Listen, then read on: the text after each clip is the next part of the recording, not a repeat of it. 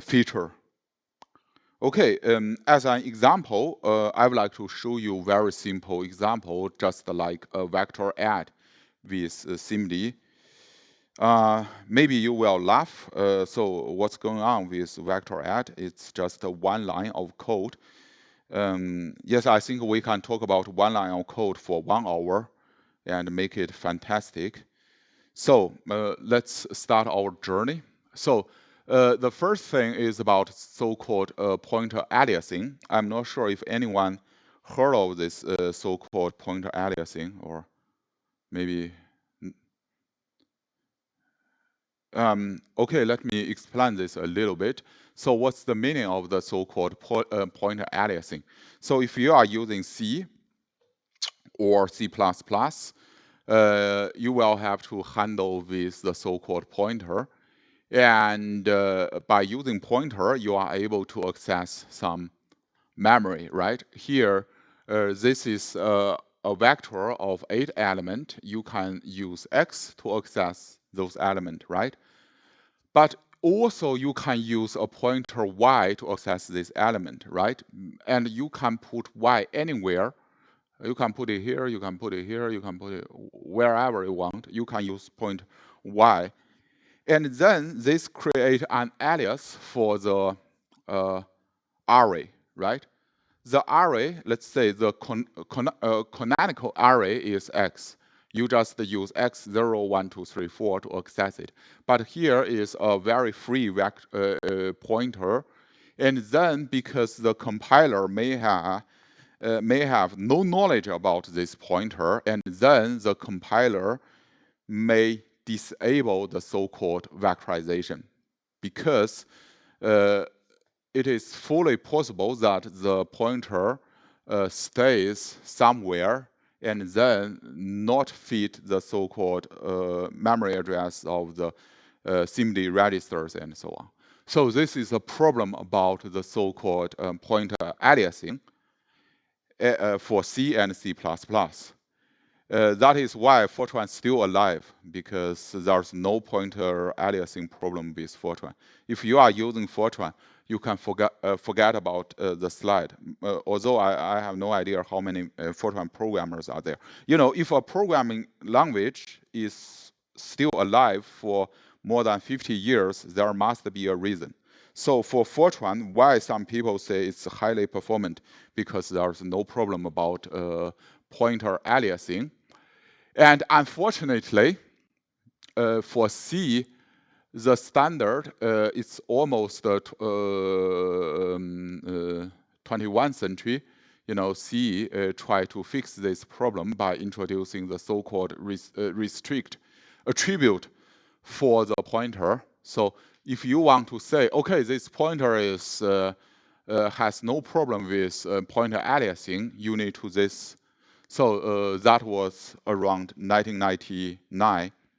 So about 50 years later than Fortran. And but this is not really enough. If you are using some C compiler, you also need to specify some additional options. For example, for the Intel classic compiler, you need to specify flag, no alias, and also to enable restrict, and for using the C99 standard. Yeah, this is the C. And there's no hope for C++ standard, because for C++ standard, pointer aliasing is still a problem. You must use some vendor-specific, let's say, conventions. For example, double underscore restrict. There's no standard in C++ for to prevent this from happening. Yeah, that is why. Yeah, I'm a supporter that some people say, okay, I'm using C, C++. No, C and C++, they are two different languages. They are not completely different, but there's huge difference. But anyway, for this course, to vectorize this single line of code, there are many questions that can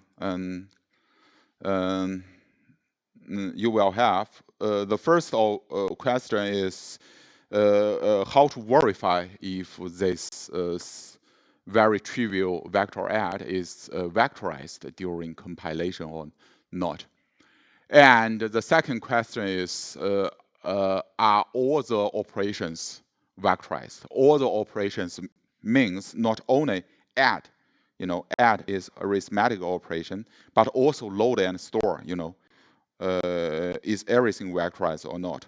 And the last but not least, how about the width of the vectorization?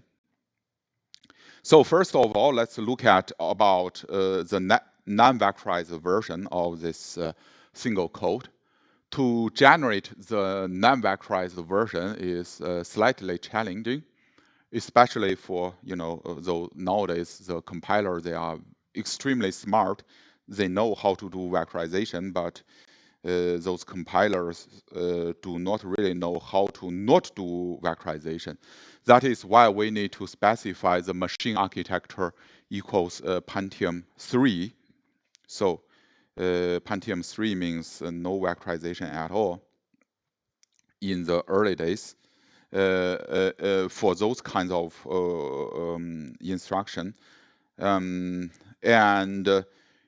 If we have these instructions for Pentium 3, and then there are two ways to look at the vectorization.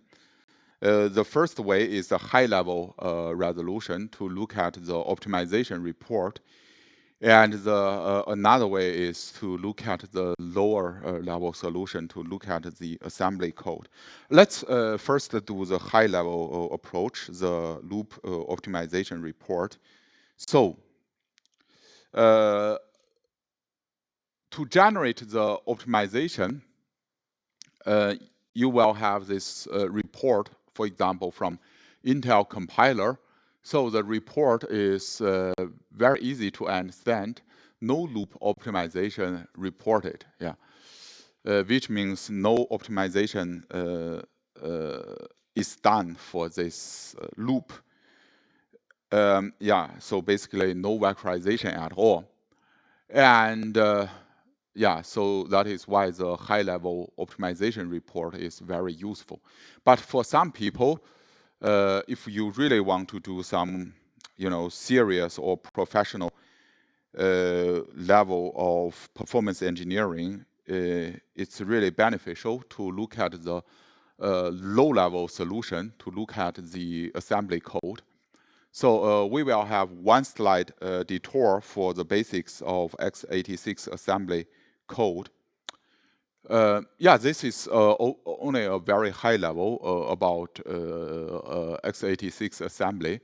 So just take it as it is. We will not dive into many details. So first of all, there are two syntax mode in the history. One is Intel syntax, one is AT&T.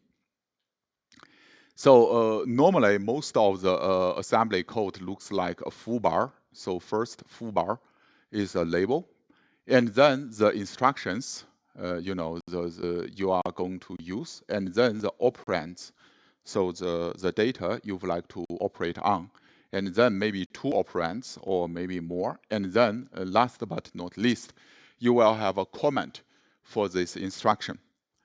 So in the history, there are 16 general purpose registers, to maintain the stack of these instructions. And also there are alias about 8 32-bit register set. But those general purpose registers is not our main concern about vectorization. The main concern about vectorization are here. The SIMD registers, for example, for AVX512, those 32 512-bit vector SIMD vectors, and those op mask operators. Op mask registers. And if you have your code vectorized, and then you will see the so-called SIMD instructions. For example, here, this V, ADD, add PS. So the first prefix V stands for V in AVX.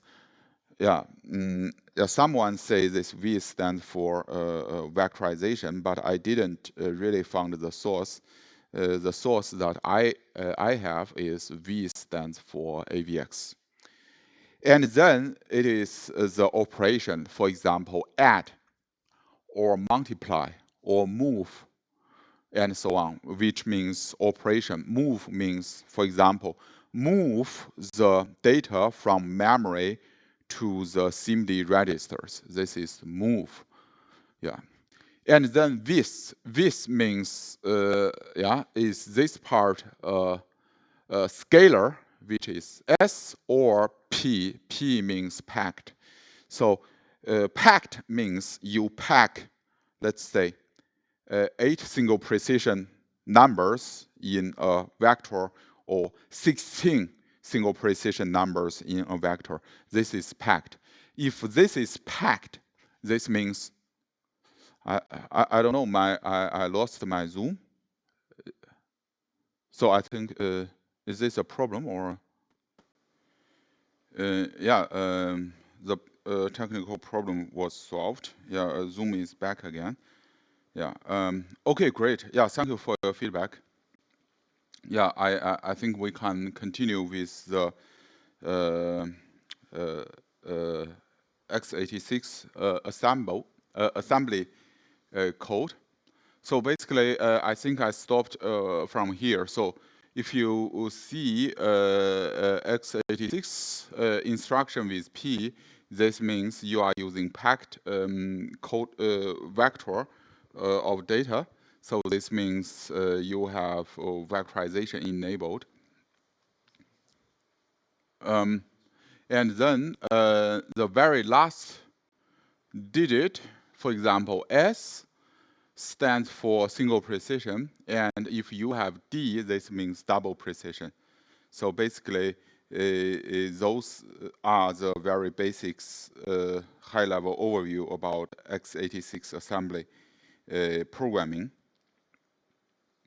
So why this is useful? Because then you can generate the assembly code for this vector add either by using compiler to generate assembly code and then stop, or you can use this object dump, this obj dump to generate the disassemble the compiled code and then to look at the assembly code. So basically, the most relevant assembly code are those 3 lines. The first one is move SS, and then the second one is add SS, and then last move SS. So you see there's no V in front of it. This means it is old or general assembly code, not AVX type of assembly code. And then here, the second to the last is S. So this means it's a scalar, not packed. And here it corresponds to the high level, let's say, high level code. So in this regard, you are pretty sure that this vector add is not vectorized. And to make it vectorize, you can use OpenMP to use OMP SIMD compiler directive. And by compilation, you can enable core AVX512 and then use ZMM equals high and then enable OpenMP and OpenMP SIMD so that you can enable the vectorization. And the very last line is to generate the optimization report for all the phases, but actually not all the phases are relevant for this part. But the phases for vectorization is relevant. Previously, for this non-vectorized code, you see only one line of report, right? No optimization. This is clear, no vectorization at all. But for this vectorized code, you see quite a lot. You see, this is actually this is a simplified output from the report. So the key point here is to how to understand or how to this optimization report. So first you see this Pute loop for vectorization, and then this reminder loop for vectorization. What does it mean? And also you see this reference blah blah z has unaligned access, and here reference has unaligned access. Here this reference has aligned reference. Why? What is unaligned access? What is aligned data access? But last but not least, here you see this K register, right? This K register. Previously, I mentioned K register means operation mask register. So normally used if you have a right? If you have if condition, if or else you will have K. But from our code, it's only one line, right? It's only one line, x z equals x plus y. Y there is a if condition. You know, from C code there's no if condition, but why this operation mask register is involved? Okay, I will tell you why. So first, let's understand what is the so-called Pute loop and what is the so-called reminder loop. So maybe you heard of the so-called cache.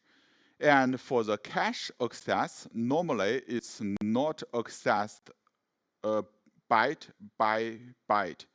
You know, one byte, another byte, or 8 byte for double precision, and then another 8 byte for double precision. No, the commonly accessed mode for cache is through the so-called cache line, which has a size of 64. So this means for cache access, it's always 64, 64, 64, right?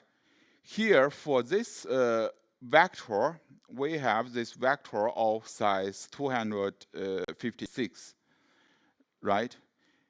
For our human being, we know this vector can be divided exactly by the cache line size, which is 64.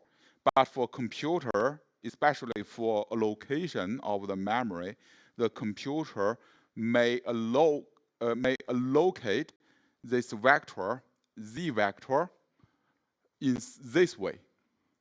Yeah, in this way. This way means zeros and the second vector element, they are in front of the 64 byte boundary, and then follows the 64 byte boundary, and then follows, and then until the last part of this elements, they do not follow this boundary. So if you view the memory layout for this small vector here, you will see that in front of this, let's say, cache line boundary, you have the Pute loop. This loop has only 2 elements, right? It's not exactly match the so-called 64 cache line, but unfortunately, you have something here. And in the end, you have some reminders, because this is not perfectly aligned along the 64 byte boundary. You have some reminder loops, which does not fit this cache line, let's say, perfectly. That is why for the code optimization, you see 3 parts for this one single loop because of this cache line boundary. And then in order to make the calculation possible, for the Pute loop here, you will, of course, have the so-called unaligned memory access, because for one memory access, it is always 64 byte, right? Like the entire 64 byte. But here is only 2 elements, so this is unaligned. Here is also unaligned because for 64 byte, you have more in the end. But here it's not one entire cache line. But fortunately, in between, you always have this 64 byte cache line with the vector length of 16. So that is why for this middle part, you have this aligned memory access. And the mask operator,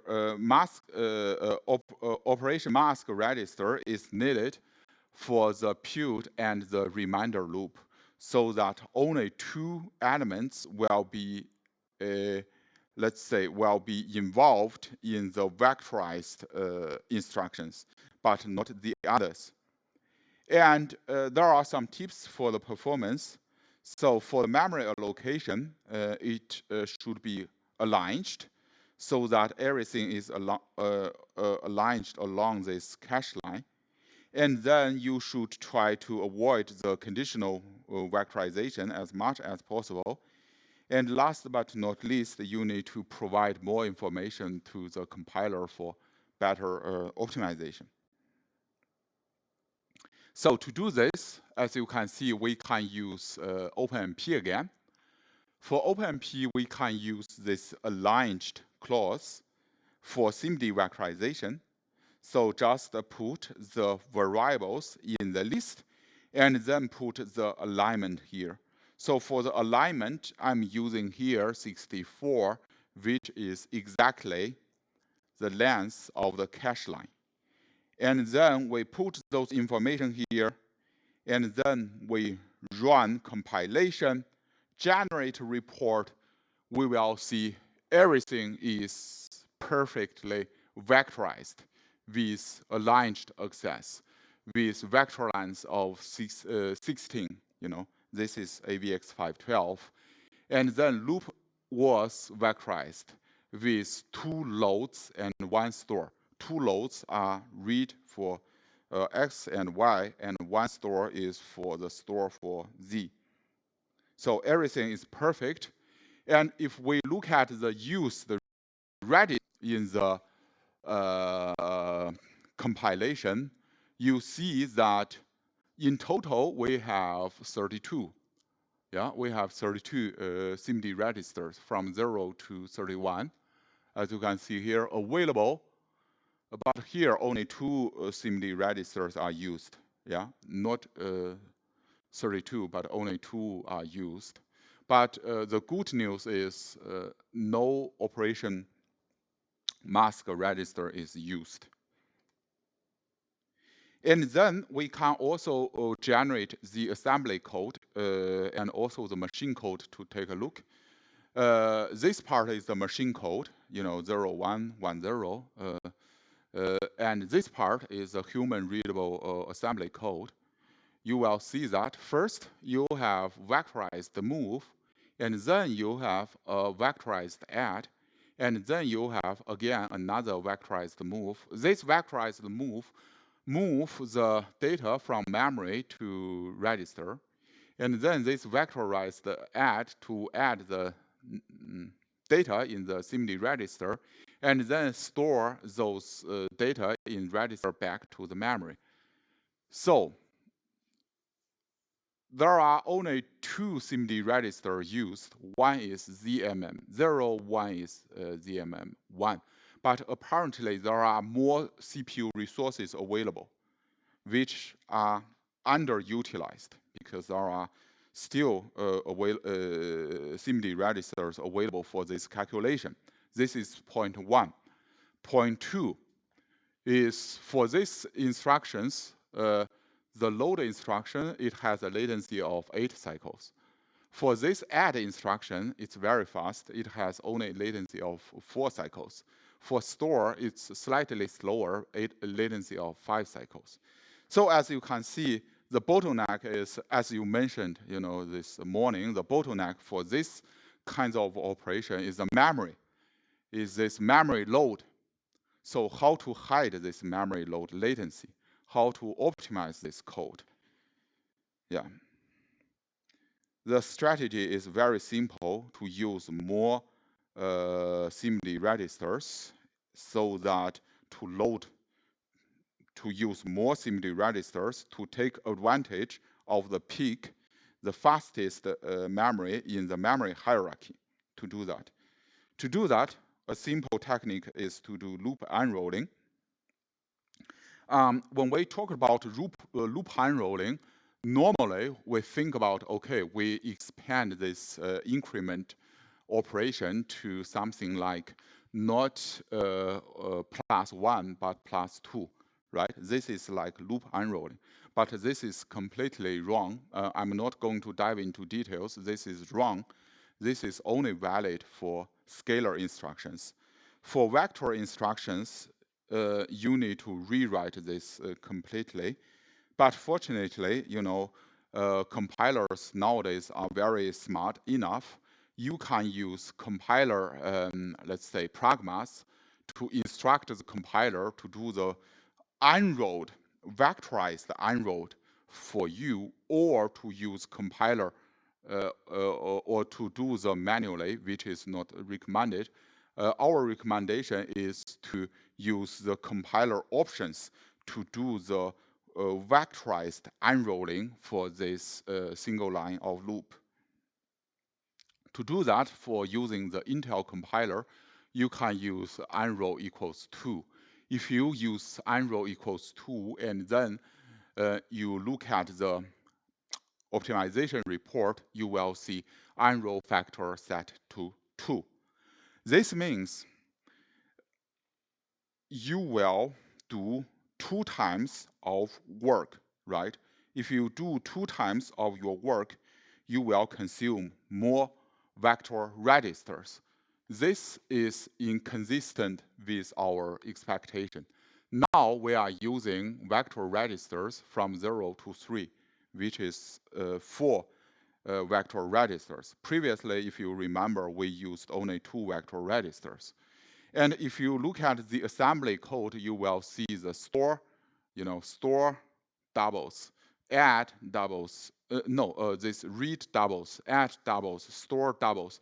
And for this add queue, to go to the next vectorized loop, the stride is 32, because one vectorized loop is 16 single precision. So if we double, it's 32.